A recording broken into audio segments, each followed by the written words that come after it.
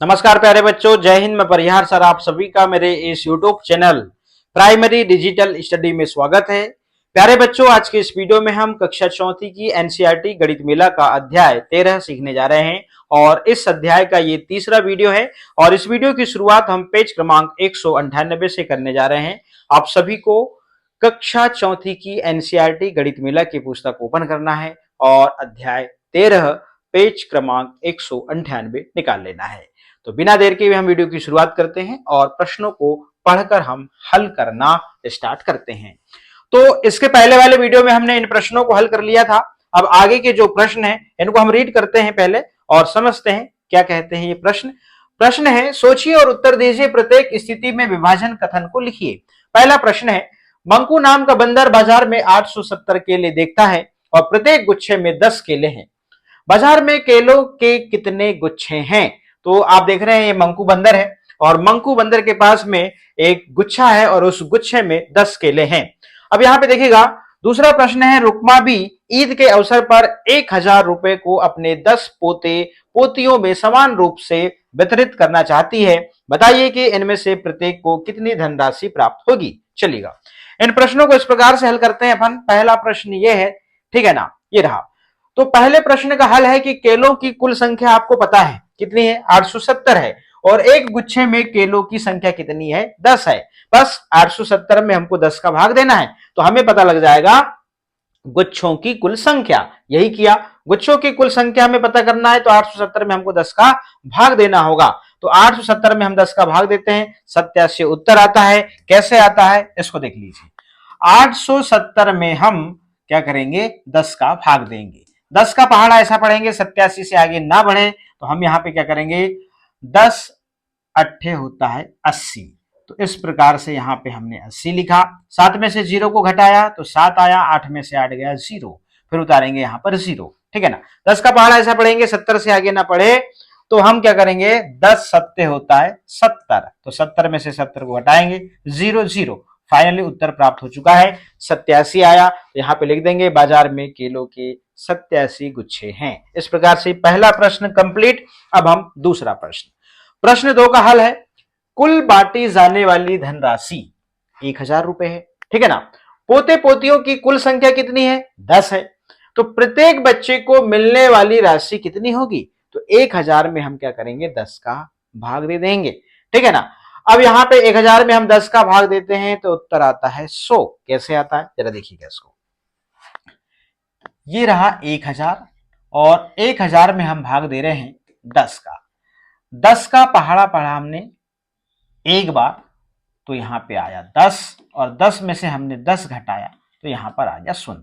अब यहां पे 2 शून्य बचे तो यहां पे इस प्रकार से हम एक 0 उतारेंगे, भाग नहीं जाएगा, यहां पे 0 लिखेंगे। इस प्रकार से फिर हम 0 बार भाग गया तो यहाँ 0 आया, फिर 0 उतारा तो फिर 10 का भाग दिए, फिर 0 बार गया। तो इस प्रकार से हमने 0 में से 0 को माइनस किया तो यहां पर उत्तर कितना आया, 100 आया। तो इस प्रकार से प्रत्येक पोते पोती को 100 रुपए की धनराशि प्राप्त होगी। इस प्रकार से हम भाग करके धनराशि प्राप्त कर सकते हैं और प्रत्येक को कितनी आएगी, 100 रुपए आएगी। चलिएगा, इस प्रकार से ये दोनों प्रश्न कंप्लीट होते हैं और इसके बाद में आगे चलते हैं। आइए हल करते हैं। भारतीय रेलवे की सबसे पुरानी लंबी दूरी वाली रेलगाड़ी पंजाब मेल है जो कभी मुंबई और पेशावर के बीच चलती थी। इसकी प्रथम यात्रा 12 अक्टूबर 1912 में हुई थी। क्या आप जानते हैं कि इसकी प्रथम यात्रा में कितने डिब्बे थे? इसमें 6 डिब्बे थे और 3 डिब्बों में 96 यात्री थे तथा 3 डिब्बे सामान के लिए थे। इससे संबंधित 3 प्रश्न हैं। पहला है, प्रथम यात्रा में प्रत्येक डिब्बे में कितने व्यक्तियों ने यात्रा की थी और प्रत्येक डिब्बे में यात्रियों की संख्या समान है। दूसरा, ख नंबर का प्रश्न चलेगा। इन प्रश्नों को ऐसे हल करते हैं। तो पहला प्रश्न हमने पढ़ा अभी, तो प्रत्येक डिब्बे में यात्रियों की संख्या समान है, आपको ये पता है। तो यात्रियों की कुल संख्या हल करेंगे, यात्रियों की कुल संख्या है 96। तो हम क्या करेंगे, बैठने वाले डिब्बों की संख्या हमें पता है 3, तो हम 96 में क्या करेंगे, 3 का भाग देंगे। तो प्रत्येक डिब्बे में यात्रियों की संख्या यदि हमें ज्ञात करनी है तो 96 में हम 3 का भाग देंगे। कैसे देंगे देखिएगा, 96 में हम 3 का भाग देते हैं। 3 का पहाड़ा ऐसा पढ़ेंगे 9 से आगे ना बढ़े। 3 तिया होता है 9, 3 तिया 9, तो यहां पे 9 में से 9 को घटाएंगे तो यहां पे शून्य, फिर उतारेंगे 6, 3 दूनी 6, तो 6 में से 6 को हमने घटाया तो 0 आया। इस प्रकार से आप देख रहे हैं यहां पर फाइनली उत्तर लिखा हुआ है 32, तो यहां पर उत्तर आएगा प्रथम यात्रा में प्रत्येक डिब्बे में 32 व्यक्तियों ने यात्रा की थी। इस प्रकार से आप उत्तर लिख देंगे। प्रश्न क्रमांक ख, यह रेलगाड़ी वर्तमान में 24 डिब्बों के साथ चलती है। यदि प्रत्येक डिब्बे में 72 यात्री यात्रा कर सकते हैं तो पूरी रेलगाड़ी में कुल कितने व्यक्ति यात्रा कर सकते हैं। प्रश्न को समझ गए।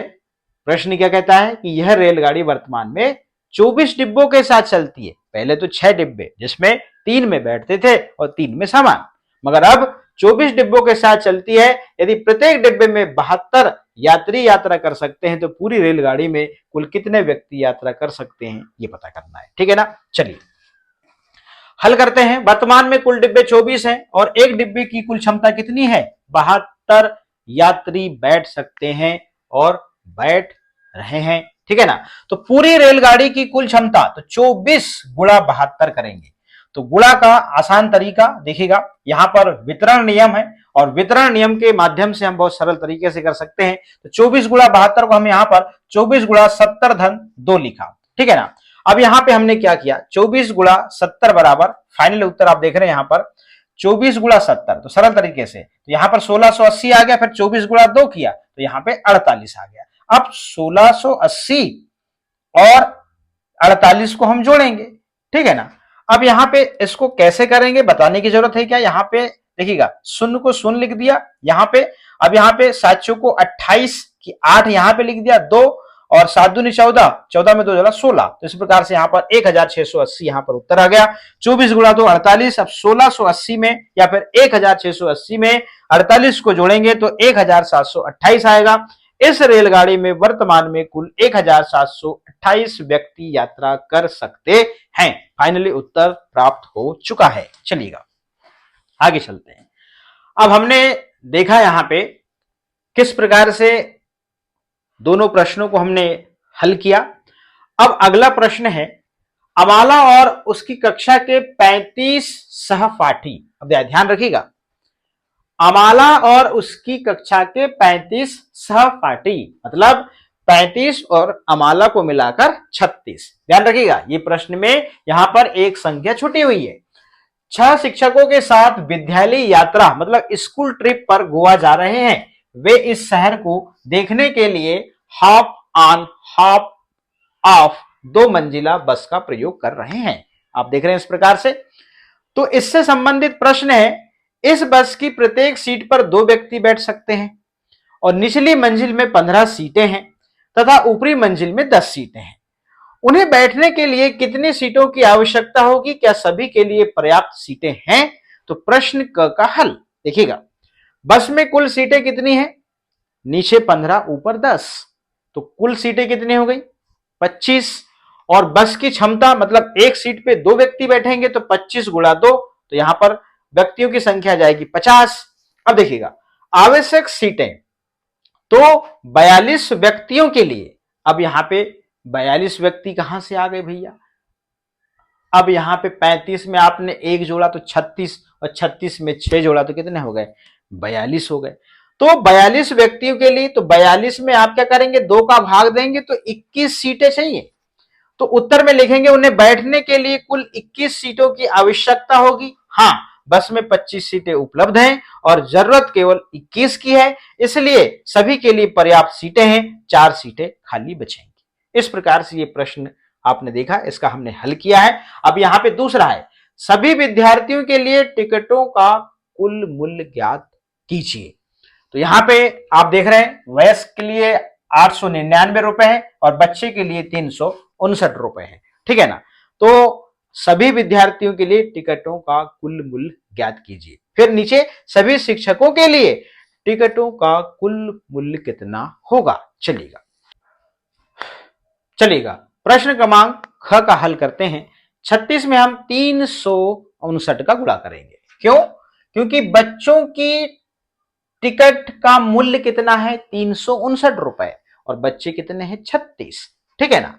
तो अब हम क्या करेंगे, 6 में 9 का गुणा, तो 9 छिंग 54 होगा, 9 छिंग 54, और यहां पर हम 5, तो 9 एकम 9, 9 दूनी 18, 9 तिया 27, 27 में हम 5 जोड़ेंगे तो कितना हो जाएगा, ये हो जाएगा 32, ठीक है ना। इस प्रकार से यहां पे हम शून्य भी लगा सकते हैं, गुणा का चिन्ह भी लगा सकते हैं। फिर गुणा करते हैं, 5 का 30, फिर यहाँ पे हमने 30 में शून्य लिखा, ऊपर 3, फिर यहाँ पे 5 तिया 15 और 3 18, ठीक। अब सैकड़ा है तो यहाँ पर 2 शून्य लगा देंगे, 3 का गुणा। अब यहाँ पे 3 छिंग 18, 18 में 1 इधर चल जाएगा, 8 यहाँ लिख दिए, और यहाँ पे 3 तिया 9 और 1 10। इस प्रकार से हम इसको जोड़ेंगे तो यहाँ पे 4, ये 2, और यहाँ पर 8 दूनी 16, और 16 और 3 19, 19 में से 1 यहाँ आ गया, तो 1 और ये 2 और ये 1, तो 12,924 यहाँ पर रुपए ये कीमत निकल कर आ गई, ठीक।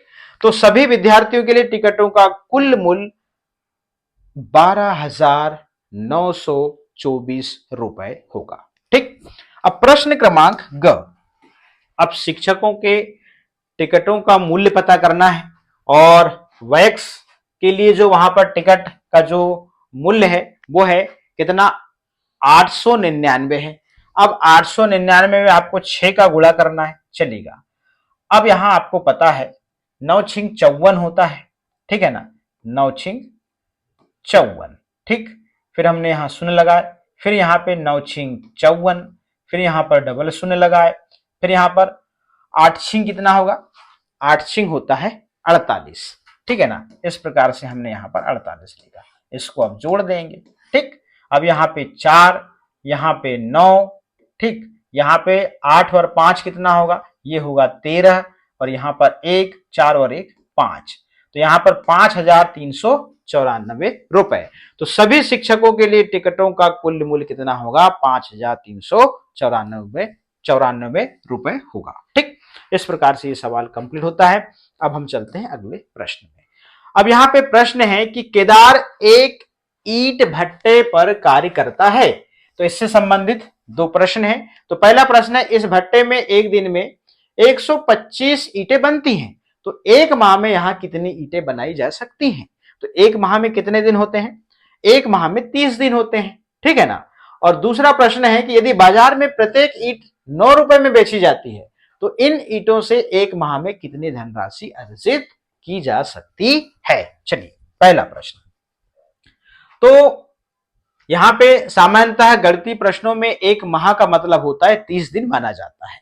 तो एक दिन में 125 बन रही है, तो 30 दिन में कितनी बनेगी ये हमें पता करना है। शून्य का गुणा करेंगे तो शून्य शून्य शून्य आएगा, चूंकि यहाँ पर 3 है, यहाँ पे अब 3 है तो यहाँ पर ये दहाई में है, तो 1 0 लगाएंगे, 3 का गुणा करेंगे, 3 5 15, 1 यहाँ चला जाएगा, 3 दूनी 6 और 1 7, और ये 3 एकम 3। अब यहाँ पे हम जोड़ेंगे 0 5 7 3, 3,750, तो एक माह में यहां कुल 3,750 ईंटें बनाई जा सकती हैं। दूसरा प्रश्न क्या कहता है, दूसरा प्रश्न कहता है कि यदि बाजार में प्रत्येक ईंट 9 रुपए में बेची जाती है, तो इन ईंटों से एक माह में कितनी धनराशि अर्जित की जा सकती है। अब आपको पता है कि एक माह में 3,750 ईंटें बन रही हैं, और एक ईंट की कीमत 9 रुपए है, तो यहां पे देखिएगा 9 शून्यम 0, 9 पन्ना 45, तो यहाँ पे 5 और यहाँ पर 4। अब यहाँ पे 9 7 63, 63 में हमने 4 जोड़ा तो यहाँ पर 67 आया, और यहाँ पर 6, 9 तिया 27, 9 तिया 27 में फिर हम यहाँ पे 6 जोड़ेंगे तो 30 और 33, इस प्रकार से यहाँ पर हम 33 लिखेंगे, 33,750। तो इन ईंटों से एक माह में कुल 33,750 की धनराशि अर्जित की जा सकती है। इस प्रकार से ये सवाल कंप्लीट होता है। अब हम चलते हैं आगे। तो हमने ये वाले प्रश्न को भी कंप्लीट कर लिया, 3 नंबर के प्रश्न को भी कंप्लीट कर लिया। अब ये वाले प्रश्न को समझिए। ओडिशा की चिलिका झील भारत में सबसे बड़ी खारे पानी की झील है। यह इरवाडी डॉल्फिनों के लिए प्रसिद्ध है। इन डॉल्फिनों को देखने के लिए नौकाओं को विहार हेतु किराए पर लिया जा सकता है। पुरी से इस संपूर्ण यात्रा में एक बस यात्रा और फिर एक नौका यात्रा सम्मिलित है। 8 व्यक्ति इस यात्रा के लिए जा रहे हैं, ठीक है ना। अब पुरी से सातपाड़ा तक बस की टिकट का मूल्य है 60 रुपए, ठीक। 8 व्यक्तियों के लिए 2 घंटे की नौका यात्रा का मूल्य है 8 व्यक्तियों के लिए 2 घंटे की नौका यात्रा का मूल्य है 1200 मतलब 1200। अब हमको यहां पर एक व्यक्ति का पता करना है, तो 1200 में हम 8 का भाग देंगे तो यहां पर एक व्यक्ति की यात्रा का मूल्य निकल गया 150 रुपए। अब 1200 में आप 8 का भाग दे दीजिएगा। प्रत्येक व्यक्ति के लिए हमें कितनी धनराशि की आवश्यकता होगी, तो यहां पर पुरी से सातपाड़ा तक बस की टिकट का जो मूल्य है वो 60 रुपए है, और आप देख रहे हैं यहां पर नौका यात्रा का जो मूल्य है एक व्यक्ति को 150 रुपए लग रहा है। तो प्रत्येक व्यक्ति के लिए 60 और 150 को हम जोड़ेंगे तो यहां पर 210 रुपए की धनराशि की आवश्यकता है। इस प्रकार से यहां पर दोनों मूल्य को हम जोड़ते हैं तो एक व्यक्ति को 210 रुपए की धनराशि की आवश्यकता है। इस प्रकार से यह प्रश्न यहां पे कंप्लीट होता है। अब हम चलते हैं अगले पेज में, चलिएगा। प्रश्न क्रमांक 5, नीचे दिए गए वर्ग में गुणन कथन और विभाजन कथन ज्ञात कीजिए और उन्हें छायांकित कीजिए। आप कितने कथन ज्ञात कर सकते हैं? कुछ उदाहरण आपके लिए पहले से किए गए हैं। तो आप देख रहे हैं यहां पर इस प्रकार से 250 गुणा 4 बराबर 1000, मतलब 250 में आप 4 का गुणा करते हैं तो इस प्रकार से आप देख रहे हैं यहां पे ये वर्ग में गुणन दिया हुआ है, ये 1000। वैसे आप 50 में 20 का गुणा करते हैं तो 1000 आता है। फिर 525 में आप 5 का भाग देते हैं, 525 नीचे दिया हुआ यहां पे, तो उत्तर 105 आता है। ऐसे हमने यहां पर क्या किया, फिर 30 गुणा हमने 15 किया तो 450 ये रहा। इस प्रकार से आपको यहां पे क्या करना है, ढूंढना है और इन सवालों को यहां पे लिखना है। फिर यहां पर प्रश्न क्रमांक 6 है, इसको आपको हल करना है, ठीक है ना।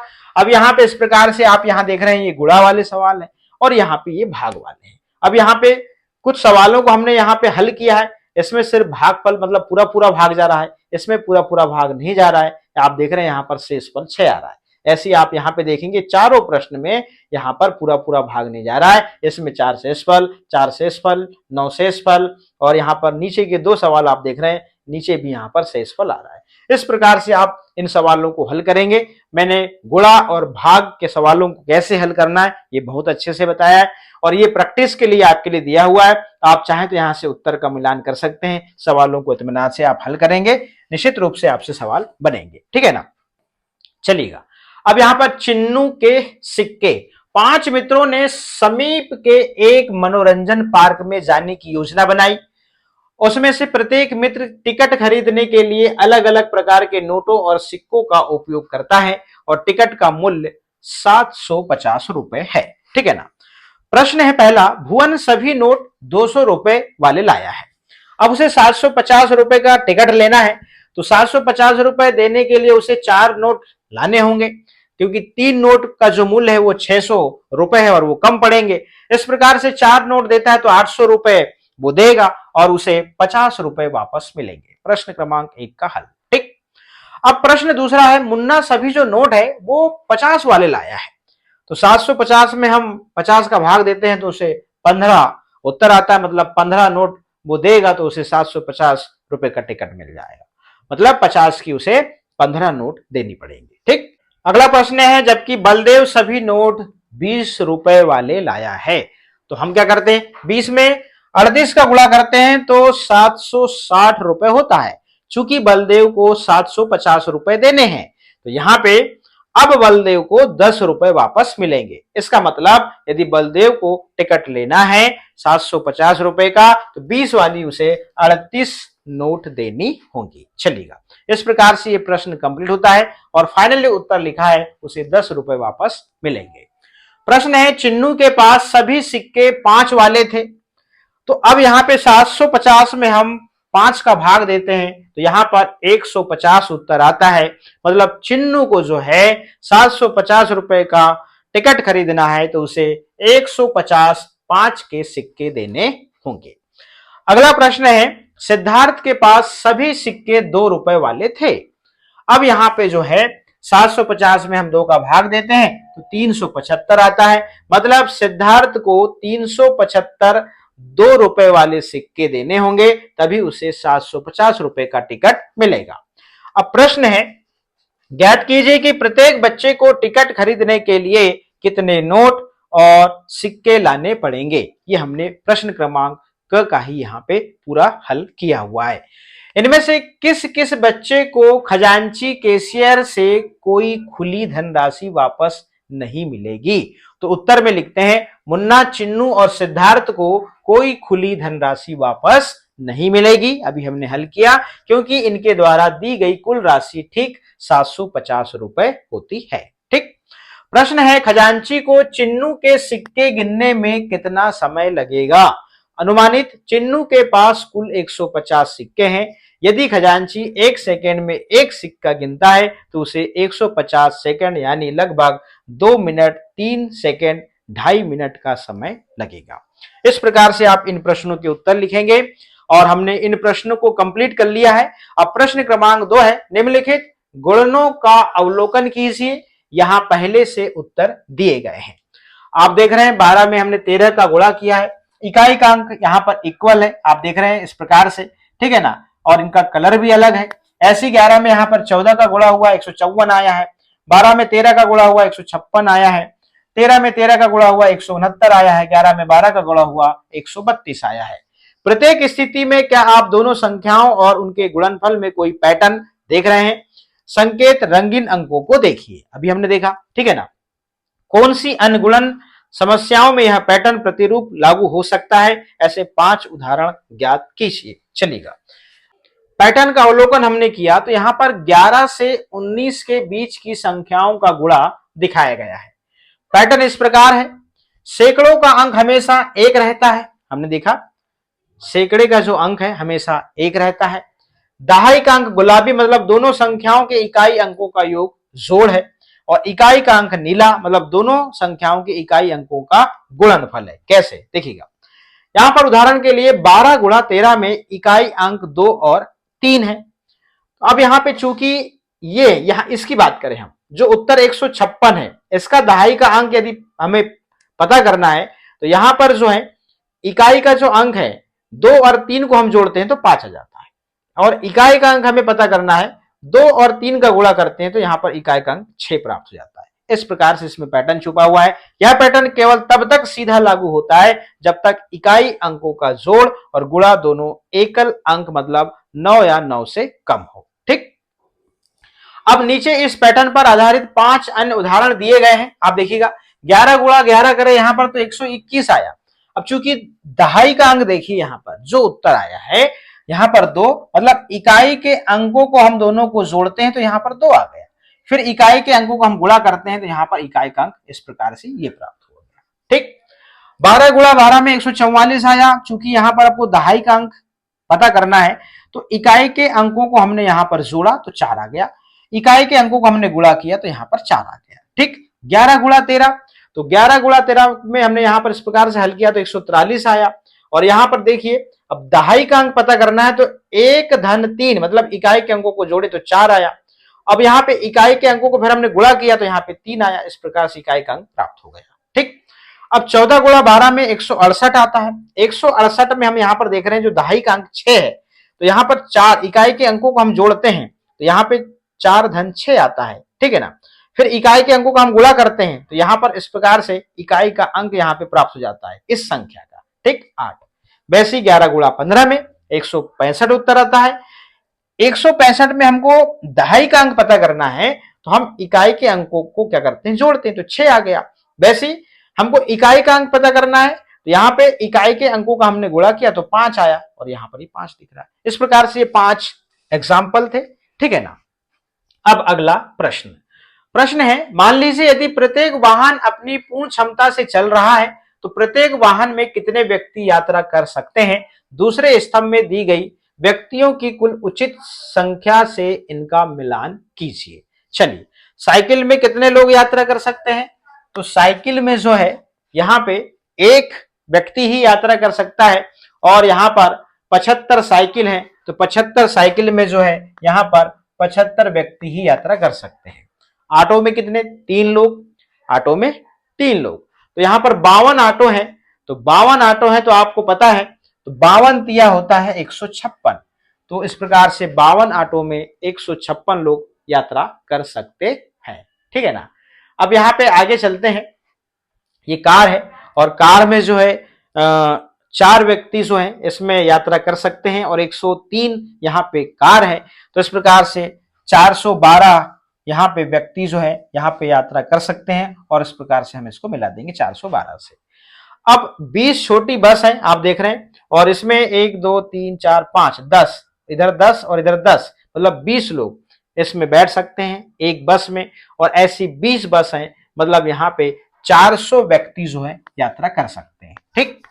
अब यहाँ पे 30 वायुयान है, 30 वायुयान में आप यहाँ पे सीटें और रेलगाड़ी के 15 स्लीपर डिब्बे कोच हैं यहाँ पे, ठीक है ना। इस प्रकार से तो निश्चित रूप से इस वायुयान में जो है कितने 864 यात्री हमने इस प्रकार से संख्या से मिलान कर दिया, ठीक है ना, क्योंकि यहाँ पे जो अगली जो संख्या है वो 4560 है, और फाइनली जो है हमको रेलगाड़ी के 15 स्लीपर डिब्बे कोच से जो है हमको इसका मिलान करना होगा, ये रहा, ठीक है ना। ये वायुयान 30 वायुयान है, और 30 वायुयान में हमने यहाँ इसको किससे मिलाया 864 से, और रेलगाड़ी को हमने 4560 व्यक्तियों इस प्रकार से इसमें की संख्या यहाँ पे जो है यात्रा कर सकते हैं, ठीक है ना। इस प्रकार से ये भी प्रश्न यहाँ पे कंप्लीट होता है, और इस वीडियो के माध्यम से कक्षा 4th का एनसीईआरटी गणित मेला का अध्याय यहाँ पे समाप्त होता है।